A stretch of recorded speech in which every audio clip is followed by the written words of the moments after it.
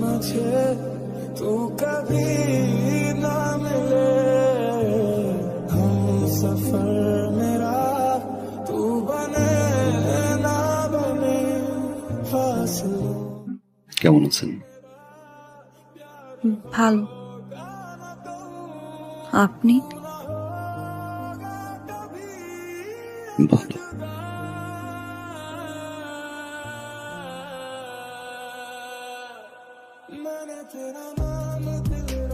এটা রাখো ভাইয়া। এটা কি? 1.5 লাখ টাকা। 1.5 লাখ টাকা?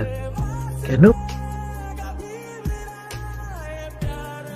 ওই যে তোমাকে না বলে নিয়েছিলাম। এটা লাগবে না। ছোট ভাইকে থেকে 1.5 লাখ টাকাতে একটা মোটরসাইকেল দিতেই পারি। রাখ, এটা লাগবে। রাখ রাখ রাখ।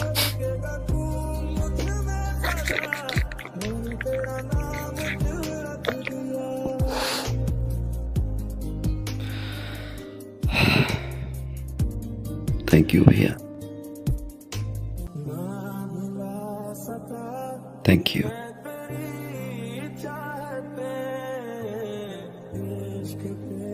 তোমার কাছে এটা 1.5 লাখ টাকা হতে পারে, আমার কাছে অনেক কিছু। তোমার এই 1.5 লাখ টাকা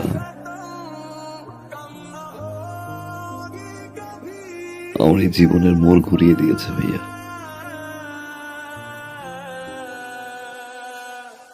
অনেক কিছু শিখেছি, অনেক কিছু দেখেছি,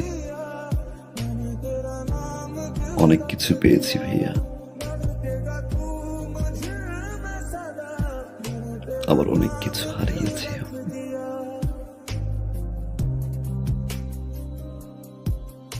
এতদিন পরে এসে আমার মনে হলো এই টাকাটা তোমাকে ফেরত দেওয়া উচিত,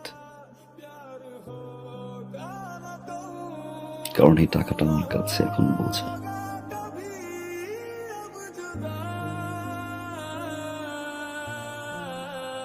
রাখো ভাইয়া, বাবা মায়ের জন্য দোয়া করবা। আসি ভাবে। বসবি না, কিছু খাবি?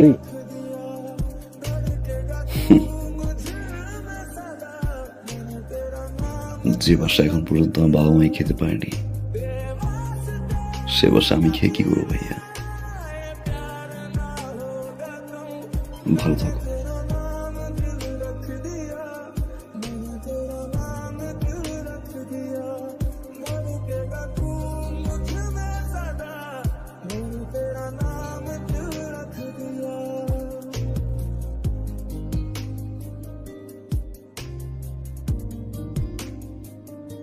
মা,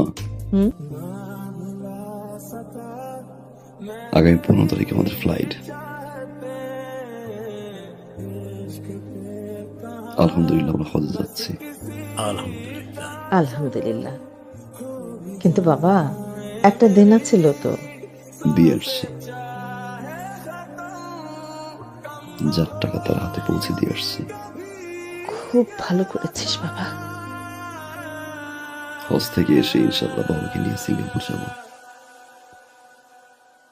হার্টের ট্রিটমেন্ট ওইখান থেকে করে নিয়ে আসবো। কিন্তু বাবা, আমরা এই যে সবাই মিলে আমরা হজ করতে যাইতেছি, কতগুলো টাকা খরচ হইতেছে, তারপর তুই দেনাটাও শোধ করলি। মানে দেশের মধ্যে একটা ভালো ডাক্তার দেখাইলে ভালো হতো না? সিঙ্গাপুরে যাওয়ার দরকার কি? দেশের ডাক্তার তো রেফার করলো না, এত কিছু ভাবতে হবে না। আমি যতদিন আছি তোমাদের সেবা করে যাব। সারা জীবন তো চালাই গেছি, এবার একটু সেবা করার সুযোগ দাও।